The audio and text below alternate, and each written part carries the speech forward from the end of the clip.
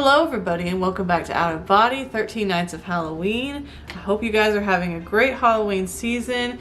In today's video, we are going to be talking about another Haunted Memphis episode. This one is on the Lorraine Motel, also known as the place where Dr. Martin Luther King Jr. was assassinated. Now this video is a collaboration with my good friend Lera Pretty here on YouTube. So definitely watch it till the end and go check out her channel. I will have her channel linked down below. She is also doing 13 Nights of Halloween, and her content is usually geared more towards kind of true crime type of things, but she also does spooky content as well, so definitely check her out.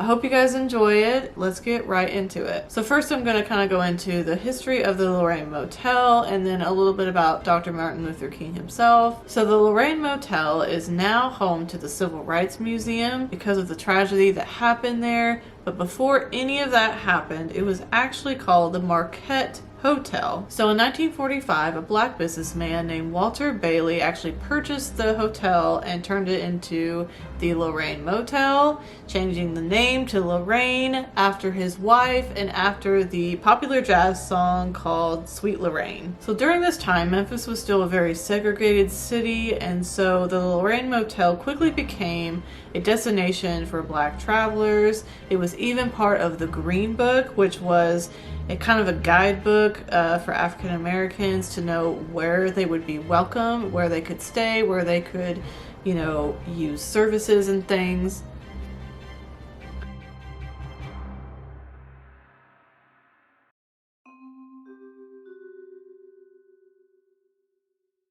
Jim Crow laws were still in effect, and so this limited access to businesses and services to people of color. Now, many famous people actually stayed at the hotel, including Louis Armstrong, Jackie Robinson, Otis Redding, Aretha Franklin, just to name a few, and of course, Dr. Martin Luther King Jr. Now, Dr. Martin Luther King Jr. was actually a Baptist minister as well as a civil rights activist who led the civil rights movement during the 1950s and 60s. He also became president of the Southern Christian Leadership Conference in 1957. So Dr. King's approach for change was very different from what people were used to at the time. There was a lot of violence going on, typically, violent protests, and so he was very, very adamant about nonviolence and peaceful protests. He sought to inspire change through these peaceful protests, as well as his passionate and strong yet peaceful speeches. Now, he did receive a lot of criticism from others regarding this, especially younger people at the time who felt like a more confrontational approach was needed. Malcolm X even criticized him, saying that his approach was criminal. So because of this criticism, he sought to broaden the scope of his influence. So he did this by speaking out against the Vietnam War and also trying to speak out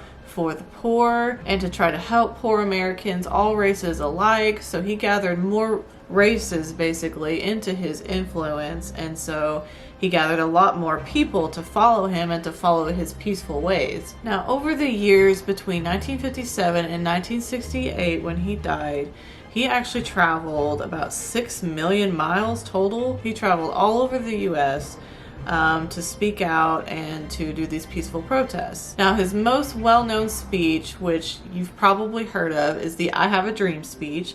That one was actually spoken in Washington, D.C. in front of 250,000 people. Now, what is interesting to me, because this is something I did not know, is that he was arrested around 20 times or more than 20 times. But he didn't let that stop him. He just kept going. You know, once he'd get released, he would just get right back to it. Now, finally, at age 35, he received the recognition that he deserved, and he actually won the Nobel Peace Prize. Now, the prize money that he won with the award, he actually donated to the civil rights movement, which at the time it was around $50,000, which now would be like $500,000 or something. I actually heard the other day that the monetary amount is like $1 million hours these days. Correct me if I'm wrong. So now I will turn things to Lera. She is going to be speaking to you about the actual assassination of Dr. Martin Luther King Jr. On April 3rd, 1968, Dr. Martin Luther King Jr. was on his way to Memphis, Tennessee to speak on behalf of the sanitation workers that were going on strike. It's said that Dr. King was very exhausted and was even fighting a cold in his last days, but still pressed on to do his work in Memphis. He almost didn't speak that day as the city had formed an injunction that would prevent him from leading any sort of demonstration. After deliberating with his legal team, Dr. King sent his lieutenant to speak on his behalf.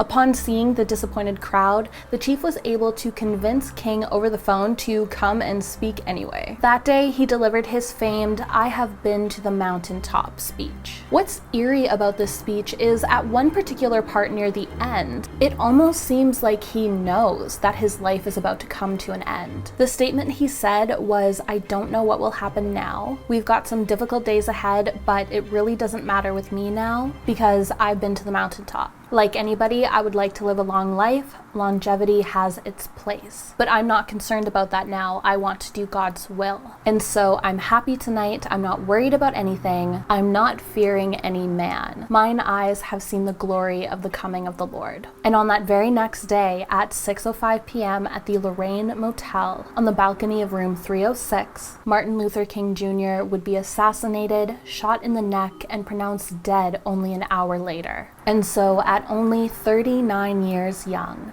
Dr. Martin Luther King Jr. was dead. Immediately following his death, there was an array of violence across America in response to this tragedy. President Lyndon B. Johnson quickly urged Americans to stay peaceful as non-violence was what Dr. King was all about. Obviously, after this tragedy, a massive manhunt ensued until police were led first to a rooming house across the street called Bessie Brewer's Rooming House, and then to several other locations before finally arresting James Earl Ray on June 8, 1968 at a London airport. Ray pleaded guilty to the murder in March of 1969, but soon tried to take back that plea, claiming that he was part of a larger conspiracy. Interestingly enough, many of Dr. King's family and friends eventually spoke out to say that they believed that Ray was not the real killer. The family even won a suit against a man who supposedly hired the real killer in 1999. This in turn led to talk about reopening the case, though the US Department of Justice ultimately deemed that there was really no reason to reopen the case.